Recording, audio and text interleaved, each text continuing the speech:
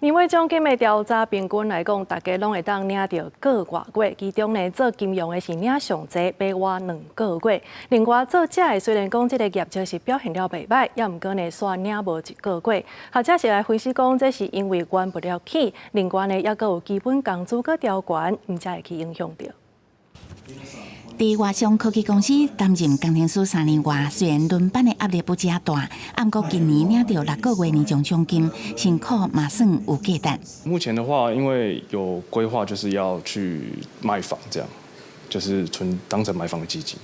日内银行上新的调查显示，今年企业平均发放年终奖金1.39个月，其中以金融业1.97个月上济，优秀员工甚至会当领到12个月。资讯科技业排第2，平均1.6个月，而且7成6未来有调升计划。运输物流业平均会当领到1.5个月年终奖金。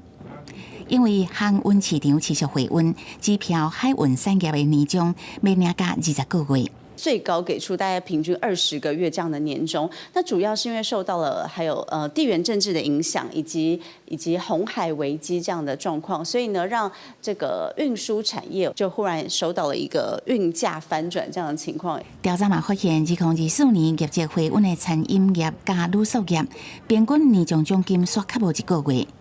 经济学者分析，虽然疫情了后内需回温，不过过去1年嘛因为地动风台这的天灾影响，国家各项成本拢起价，这拢有可能影响获利。基本工资涨了以后，其实很多厂商他们的人事成本是会增加的。好，那所以说人事成本增加之后呢，他对其他那个薪水比较高的员工，他们的年终奖金或者是分红，可能就有一些排挤的一些效果。学者分析，内需服务业也需要更加侪客源入来弥补上班日加小月营收，若是有机会更加侪国际观光客来消费，安尼就有助业绩成长。企业主也有能力加获利反映伫年终奖金加员工分享。公司新闻采访报道。